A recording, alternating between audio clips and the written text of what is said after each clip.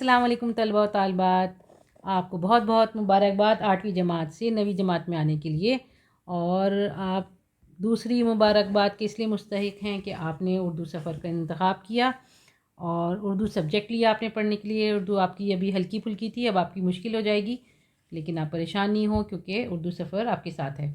और हम आपको आज पहला लेसन पढ़ाने जा रहे हैं। चलें, आप सबका बहुत तहे दिल से इस्तकबाल है। ये है आपका किताब है, उर्दू की नई किताब। और अभी हम पढ़ेंगे इंट्रोडक्शन, सफ़ा नंबर 1। फ़ज़ल अली फ़ज़ली। फ़ज़ली का वतन दिल्ली था, लेकिन उनके बारे में हमें बहुत कम मालूम है। इतना ज़रूर है कि वो 1750 में ज़िंदा थे और 1710 के आसपास पैदा हुए होंगे। ईरान के एक मशहूर आलिम मुल्ला हुसैन वाइस काशफी की एक किताब रोज़तुश्शुहदा को उन्होंने उर्दू में लिखा और उसका नाम करबल कथा रखा। उसको दो अज़दा मजलिस भी कहते हैं। दो और मतलब 10 होता है, दह का मतलब होता है 10, तो 2 और 10 मिलके 12 हो गए, क्योंकि इसके 12 हिस्से हैं जो मुहर्रम के महीने में 12 दिन पढ़े जाते हैं। तो फ़ज़ल अली फ़ज़ली के बारे में बहुत कम लोगों को मालूम है, बहुत कम लोग उनके बारे में जानते हैं, तो आज हम उनका तारुफ़ पढ़ रहे हैं। करबल कथा उर्दू नसर का अच्छा नमूना तो है ही, लेकिन उसकी सबसे बड़ी अहमियत यह है कि अब तक की तहकीक के मुताबिक ये शुमाली हिंद में उर्दू की पहली नसरी किताब है। यानी नॉर्थ इंडिया में पता चला इस बात का कि ये पहली नसरी किताब है। दक्कन में कोई 200 बरस पहले से उर्दू नसर मौजूद थी। इस तरह ये कदीम उर्दू नसर और जदीद उर्दू नसर जो 1800 के आसपास शुरू हुई के दरमियान एक अहम कड़ी है, एक अहम सिलसिला है। ठीक है। फ़ज़ली की ज़बान दक्कनी से बहुत मिलती जुलती है, लेकिन उसका मजमूई मिजाज कदीम के बजाय जदीद है। मतलब उनका जो स्टाइल है वो पुराना नहीं है बल्कि नया सा है। एक एतबार से फ़ज़ली उस ज़माने की फ़ारसी तहरीरों से मुतासिर हैं। वो जगह जगह फ़ारसी, उर्दू अशआर और अरबी इबारतें इस्तेमाल करते हैं। अब हम जब उनकी तहरीर देखेंगे ना, तो उसमें भी पता चलेगा कि उन्होंने कौन से लफ्ज़ इस्तेमाल किए हैं अरबी या फ़ारसी के। लेकिन उनका आम रुझान यानी उनकी दिलचस्पी सादगी की तरफ है। वो काफ़िया इस्तेमाल तो करते हैं, लेकिन उसकी कसरत नहीं करते, यानी बहुत ज़्यादा नहीं करते। इबारत को ख़ास तौर पर रंगीन या पेचीदा नहीं बनाते, मतलब वो सिंपल सी होती है, मुश्किल नहीं होती। उनका आम असलूब यानी तरीक़ा एक पढ़े लिखे शख्स की आलमाना गुफ्तगू का असलूब है। तरीक़ा उनका सीधा साधा है, लेकिन फिर भी उसमें ऐसा पता चलता है कि वो बहुत नॉलेज वाले हैं, बहुत इल्म वाले हैं। करबल कथा के इस इक़्तिबास यानी पार्ट हिस्से में फ़ज़ली अपना ख्वाब बयान करते हैं, जिसमें उन्हें बशारत मिली और इस किताब को लिखने का ख़्याल आया। ठीक है, ये हो गया तारुफ़। अब आ जाइए आप अपने पहले सबक की तरफ।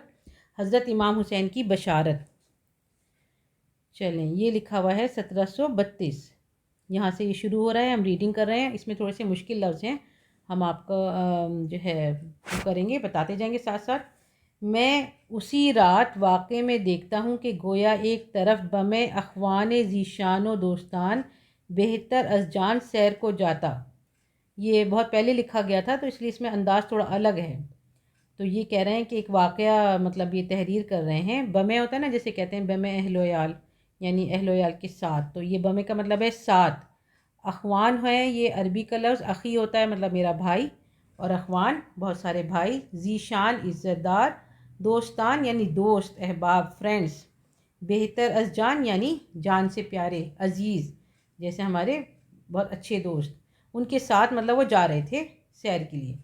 माबैन राह के एक शख्स अजनबी ने कहा कि अव्वल रोज़ा मुक़द्दसिया हज़रत हसनैन अलैहिस्सलाम की ज़ियारत को जा। तो रास्ते में एक अनजान शख्स कहता है कि पहले तुम जो है हज़रत हसनैन अलैहिस्सलाम की जो वो है उनका मकबरा मुबारक है, उसकी ज़ियारत के लिए जाओ। मैं बख्वाहिश अतम और बखुशी अकम इस रोज़ा मुनव्वरा में गया। आप देखिए इन्होंने यहाँ पर उसका इस्तेमाल किया काफ़िया का, है ना, अतम और अकम। अतम का मतलब है मुकम्मल या बुलंद, और अतम का भी मतलब होता है ज़्यादा, यानी बहुत ज़्यादा खुशी से और बहुत ज़्यादा मेरी ख्वाहिश थी कि मैं जाऊँ, तो मैं वहाँ पर गया। देखता हूँ कि इमारत बाहिदायत इस मकान नज़ीफ़ की बैन ही मानिन इमारत हज़रत कदम शरीफ है। देखने में जुमला मुश्किल है, लेकिन जब आप पढ़ेंगे तो आपको समझ आ जाएगा कि वो जो बिल्डिंग थी तो वो बहुत ज़्यादा साफ़ सुथरी थी, बिल्कुल ऐसी। बैन ही का मतलब है کی طرح یا کی مانند۔ نظیف، نظیف بھی یہ جو ہے عربی کا لفظ ہے۔ اب یہاں پہ انہوں نے عربی کا لفظ استعمال کیا ہے کہ دلی میں جو ہے ایک وہ ہے جگہ جہاں پر کہا جاتا ہے کہ حضور پاک صلی اللہ علیہ وسلم کے پاؤں کا نشان ہے، تو وہ جگہ بھی بالکل اس کی طرح صاف ستھری تھی، عمارت بہت زیادہ صاف ستھری تھی، اور متصل دیوار کے دو قبریں نہایت ملی ہوئی باہم چوں قافیہ ردیف ہے، مطلب وہاں پر انہوں نے دیوار کے پاس جڑی ہوئی دو قبریں دیکھیں جیسے کہ قافیہ اور ردیف ہوتے ہیں جڑے ہوئے، ایک بالشت بھر سرانے کی طرف سبز ہے اور ایک اسی دستور سرخ، ایک جو ہے تھوڑی سی ہرے کلر کی ہے اور تھوڑی سی لال۔ میں نے بادب تمام اور بصدق تام فاتحہ پڑھ سرہانے بیٹھ مناقب شروع کیا، یعنی بہت زیادہ ادب کے ساتھ اور سچے دل کے ساتھ خلوص کے ساتھ فاتحہ پڑھی اور سرہانے بیٹھ کر مناقب شروع کیا، یعنی مناقب ہوتے ہیں وہ شعر جو کسی نیک شخص کے لیے پڑھے جاتے ہیں، تعریف میں پڑھے جاتے ہیں، ٹھیک ہے۔ اور دیکھیں اب یہ بادب تمام اور بصدق تام، یہ بھی جو ہے انہوں نے یہاں پر قافیہ استعمال کیا ہے۔ جو مجھے وہ معراج بلند حاصل ہوا وہیں میری فلک چشمہ سے رونا نازل ہوا، تو یہ وہیں جو ہے انہوں نے پہلے زمانے میں ایسے لکھا جاتا ہوگا، دو واو اور نہیں لکھ رکھا ہے وہیں، جیسے مطلب مجھے ایسی بلندی ملی، ایسی خوش قسمتی ملی کہ میں مطلب وہاں پہنچا ان کے روضہ اقدس پر، تو وہیں میری فلک کا مطلب ہوتا ہے آسمان اور چشمہ کا مطلب ہوتا ہے آنکھیں، جو میری آنکھیں ہیں آسمان کی طرح، جیسے آسمان پانی برساتا ہے تو میری آنکھیں بھی آنسو نازل کرنے لگیں، آنسو جو ہے بہنے لگے۔ یکا یک یعنی اچانک ان مرقدوں سے دو دستہ نرگس کے نہایت تر و تازہ نکلے، مطلب ان قبروں میں سے دو نرگس کے پھول کے گلدستے نہایت تر و تازہ یعنی ایک دم فریش، ایک دم سرسبز نکلے، لیکن میں مناقب وہیں پڑھتا اور روتا رہا کہ دو دستے اور نکلے، مطلب پھر وہ اپنے اس میں لگے رہے جو وہ پڑھ رہے تھے تو دو دستے اور نکلے۔ تب میں نے یہ دعا مانگی کہ یا امامین علیہ السلام ایک دستہ اور عنایت ہوئے کہ میرا صدق کے دل مجھ پر ثابت ہوئے، تو انہوں نے دعا مانگی کہ ایک اور جو ہے دستہ نظر آئے تو مجھے یہ یقین آ جائے گا کہ میری دعا قبول ہو گئی، یہ ثابت ہو جائے گا۔ اور جیسے عنایت ہوئے اور ثابت ہوئے، یہ بھی ان کا پرانا جو ہے اسٹائل ہے، کیونکہ میں پنجتن کا خادم ہوں۔ اب یہ پنجتن کیا ہے؟ پنجتن کہتے ہیں 5 مقدس شخصیات، یعنی حضرت محمد صلی اللہ علیہ وسلم، حضرت فاطمہ رضی اللہ تعالیٰ عنہ، حضرت علی رضی اللہ تعالیٰ عنہ، اور ان کے دونوں بیٹے حضرت امام حسین اور امام حسن رضی اللہ تعالیٰ عنہ۔ اور آپ بچوں کو ہم یہ بھی بتا دیں، دیکھیں جب ہم پڑھتے ہیں نا اپنے پیارے نبی صلی اللہ علیہ وسلم کا نام تو آپ کو بھی صلی اللہ علیہ وسلم بولنا ہے، اور اسی طرح صحابیہ کا نام آئے تو رضی اللہ تعالیٰ عنہ، اور صحابیات یعنی جو جینٹس ہیں صحابی ہیں ان کے لیے ہمیں رضی اللہ تعالیٰ عنہ بولنا ہے، ٹھیک ہے۔ تو یہ میں نے آپ کے لیے یہ سبق کو بہت بار پڑھا اور بہت بار اس کو میں نے کوشش کی کہ میں آپ کو ایک ایک ورڈ بتاؤں اور آپ کو یہ سبق بہت آسان لگنے لگے اور آپ اس کو آسان اردو میں لکھ سکیں، ٹھیک ہے۔ تو انہوں نے کہا کہ میں پنجتن کا خادم ہوں، تو مجھے یہ پتہ چل جائے کہ مطلب میں ان کا اطاعت گزار ہوں، ان کا خادم ہوں۔ معاً مانگنے اس دعا کے ایک دستہ اور تر و تازہ نکلا، مطلب میں نے جب دعا مانگی تو ایک دستہ اور نکل آیا۔ حاصل الامر میں تاشام اسی درگاہ ملک بارگاہ میں رہا، مطلب یہ اس کا یہ وہ ہوا کہ میں شام تک وہاں بیٹھا رہا، اور دل سوں کہا، دل سوں کا مطلب ہے دل سے کہا، اے فضلی تو ایسی جناب مستطاب اور ملجا اور معاب عالم اور عالمیان سے کہاں جاتا ہے۔ یہاں پہ بھی انہوں نے دیکھو وہ استعمال کیا ہے قافیہ۔ مستطاب کا مطلب ہے پسندیدہ، مقدس، ملجا کا مطلب ہوتا ہے پناہ گاہ یا ٹھکانہ، اور معاب بھی عزت کے لیے بولا جاتا ہے، عالم و عالمیان یعنی سارے جہاں کے لیے جو ایک اچھی جگہ ہے، ایک ٹھکانہ ہے، ملجا ہے، ماوا ہے، اسے چھوڑ کر تو کہاں جاتا ہے، اور پھر اپنے تئی چاہے دنیا میں پھنساتا ہے، یعنی یہاں سے جا کے دنیا میں لگ جائے گا، دنیا کے جھنجھٹوں میں پھنس جائے گا، یہیں رہ اور مت جا، اس قصد کو مصمم کر وہیں رہا، یعنی اس ارادے کو پکا کر کے وہیں رکا رہا۔ یکا یک بعنایت ایزدی و ہدایت سمدی، یہ یکا یک یعنی اچانک، بعنایت یعنی اللہ تعالیٰ کی رحمت سے، فضل سے، با عنایت ایزدی اور ہدایت سمدی یعنی اللہ تعالیٰ کی مرضی سے ایک جوان ریش و بروت، ریش کا مطلب ہوتا ہے داڑھی اور بروت کا مطلب ہوتا ہے مونچھ، جوان ریش بروت آغاز یعنی ایک ایسا جوان جس کے داڑھی مونچھ ابھی نکلنے شروع ہوئے تھے، مطلب وہ زیادہ ویسا نہیں تھا، بوڑھا نہیں تھا، ینگ تھا۔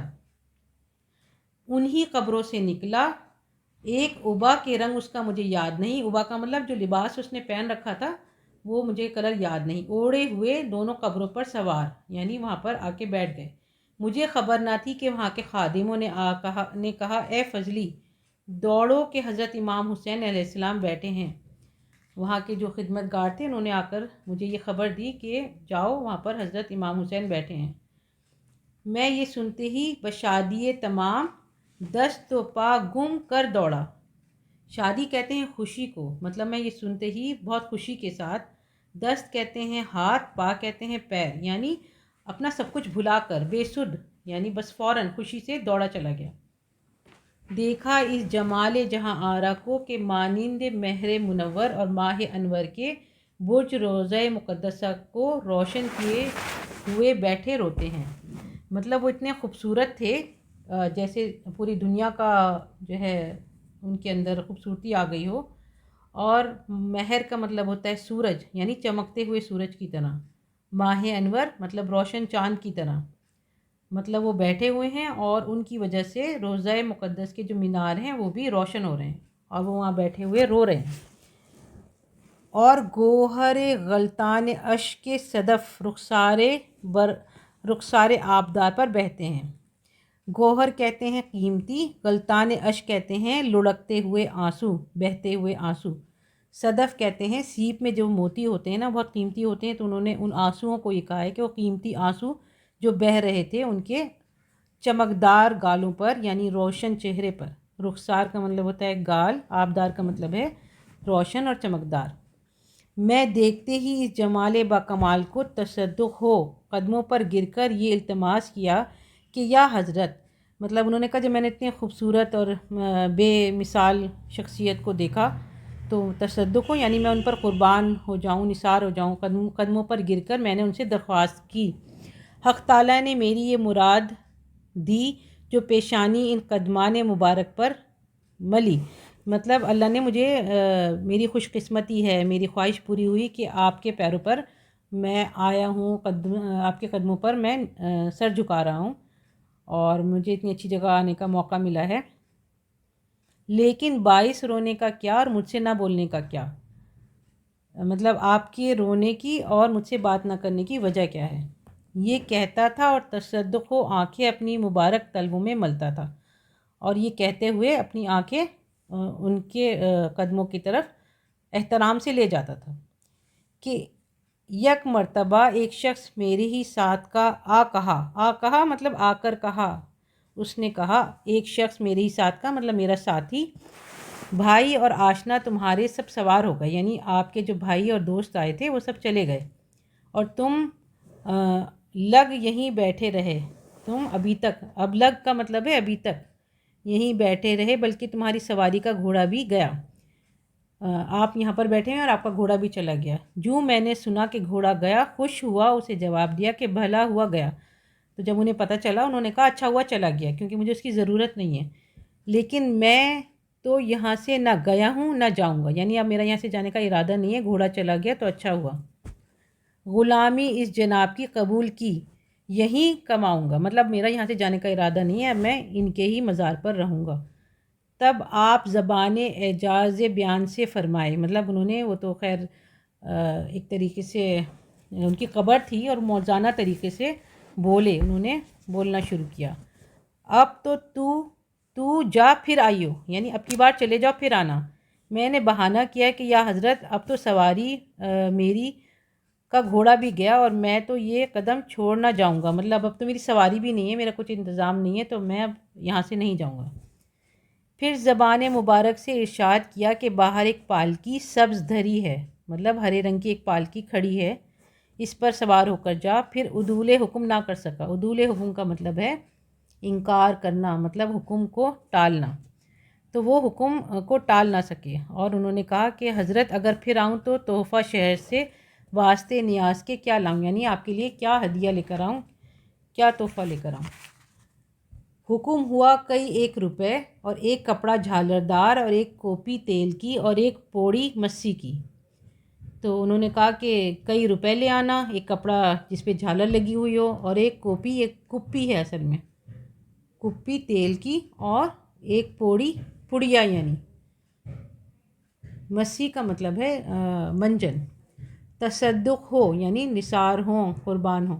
آداب رخصت بجا لایا، آداب رخصت یعنی جب جاتے ہیں، جانے کے ٹائم سلام دعا کرتے ہیں تو اس کے آداب وہ بجا لائے، اور اسی پالکی پر سوار ہو چلا، جو پالکی انہوں نے بتائی تھی اس میں بیٹھ کر چلا گیا۔ وہیں آنکھ میری کھل گئی، یہ وہیں لکھا ہوا ہے، یعنی وہیں یہاں تک ان کا خواب ہے، اس کے بعد ان کی آنکھ کھل گئی۔ آگے آپ کے الفاظ معنی نہیں لکھے ہوئے ہیں، لیکن ہم نے آپ کو اس سے زیادہ بتائے ہیں اور ایک ایک لفظ کو آپ کو کلیئر کرنے کی کوشش کی ہے، اور امید ہے آپ کو یہ سبق اچھی طرح سے سمجھ میں آ گیا ہوگا۔ آپ خود بھی اس کی ریڈنگ کریے۔ آخر میں ہم دیکھتے ہیں کہ کیا لکھا ہوا ہے۔ غور کرنے کی بات، ہم نے آپ کی آسانی کے لیے زیادہ تر پرانے املے بدل دیے ہیں، مطلب بہت ساری باتیں اس میں چینج کی ہیں، لیکن کوئی لفظ نہیں بدلا ہے۔ دیکھیے 250 برس گزرنے کے باوجود عبارت کس قدر رواں ہے اور کس قدر کم الفاظ میں واقعے کو بیان کیا گیا ہے۔ جگہ جگہ قافیے کی پابندی ہے، جہاں ہم نے دیکھا، آپ کو بتایا نا، قافیے آ رہے تھے، لیکن کوئی لفظ فالتو نہیں، اور عبارت میں ہی کہیں جھٹکا نہیں ہے، لگاتار چل رہی ہے، ٹھیک ہے۔ مصنف کے دل کا خلوص، یعنی جب وہ جیسے قبر مبارک پر ان کی جو دل کی حالت تھی کہ وہ کیسے وہ دعا کر رہے تھے، کیسے وہ رو رہے تھے، ان کا خلوص، اس کے اعتقاد کی سچائی اور مزاج کی سادگی کتنی خوبصورتی سے جھلک رہی ہے۔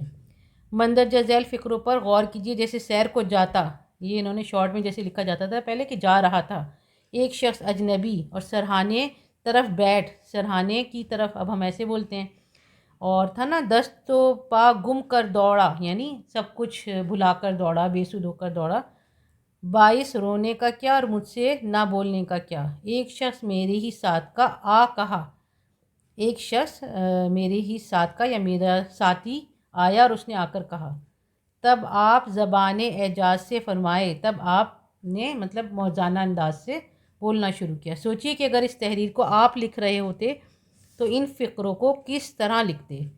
اس طرح کے جتنے فقرے آپ کو اس سبق میں نظر آئیں ان کو اپنی کاپی میں لکھیے، دوبارہ اس سبق کی ریڈنگ کیجیے، اور اس طرح کے جو جملے ہیں ان کو نکال کے آپ بتائیے کہ آپ کیسے لکھ سکتے ہیں۔ اور اگلے ویڈیو میں ہم اس کے الفاظ معنی کرائیں گے اور سوال جواب کرائیں گے، دیکھنا نہیں بھولیے گا۔ یاد رہے گا آپ کو اردو سفر۔